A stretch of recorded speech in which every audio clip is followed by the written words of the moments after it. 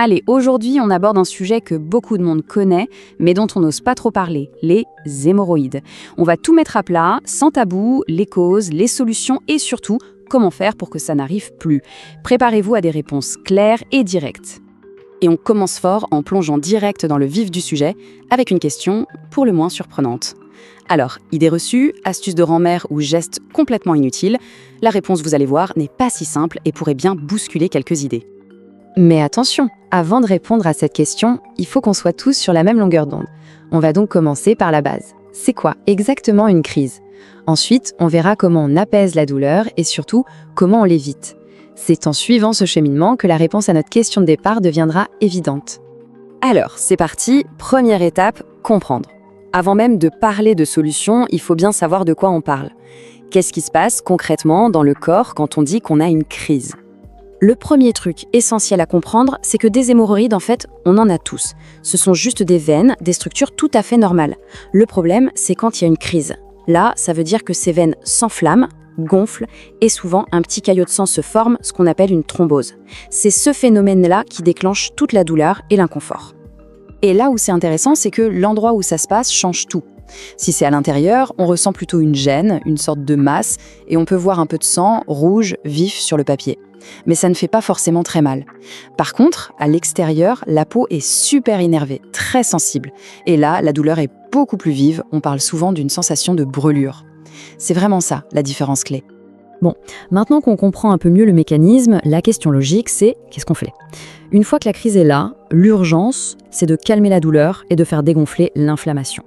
Voyons ensemble les gestes qui ont vraiment prouvé leur efficacité. En fait, la stratégie pour aller mieux repose sur deux grands axes. Premièrement, il faut réduire la pression. C'est pour ça qu'il est crucial de ne pas se retenir et de tout faire pour éviter la constipation. Deuxièmement, il faut calmer le feu localement. Une hygiène toute douce est primordiale, tout comme les bains de siège à l'eau tiède qui ont un super effet apaisant et décongestionnant. On peut compléter ça avec des crèmes spécifiques et bien sûr des antidouleurs par voie orale pour une action plus globale. Mais attention, l'automédication, ça a ses limites. Il y a des signaux qui doivent tout de suite alerter.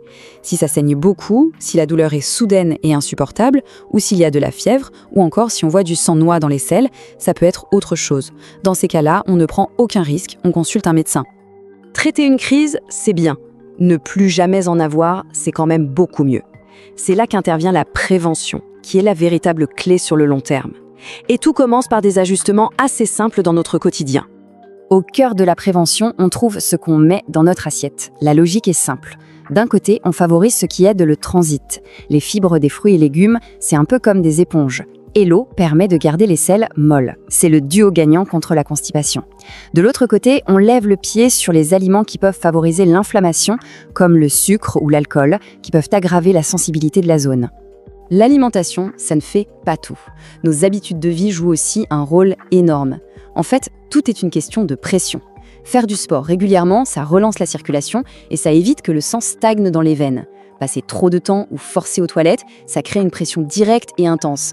Pareil pour le fait de rester assis ou debout trop longtemps, ou le surpoids au niveau du ventre. Tout ça, ça augmente la pression sur cette zone. Chaque geste compte. Bon, on a exploré la crise, le soulagement et la prévention. Il est maintenant temps de revenir à notre point de départ, ce fameux geste qui pose question. On y est. Alors, mettre un doigt dans l'anus, est-ce que ça sert vraiment à quelque chose contre les hémorroïdes? La réponse n'est pas un simple oui ou non. C'est un peu plus subtil. En fait, ce geste est utile, mais uniquement dans une situation très spécifique, quand une hémorroïde qui est normalement à l'intérieur se retrouve à l'extérieur. C'est ce qu'on appelle un prolapsus. Le but, c'est de la remettre délicatement dedans pour lever l'étranglement et permettre au sang de recirculer. Mais en dehors de ce cas bien précis, que ce soit pour la prévention ou pour une hémorroïde externe, ce geste n'a absolument aucune utilité. Alors, au final, que faut-il retenir? Que s'il existe des solutions pour soulager une crise, le vrai pouvoir, il est ailleurs. Il est dans la prévention. Chaque jour, par notre alimentation, notre activité physique et nos habitudes, on a les moyens d'agir en amont. Parce que la meilleure stratégie, ce ne sera jamais de guérir, mais bien d'éviter que le problème n'apparaisse.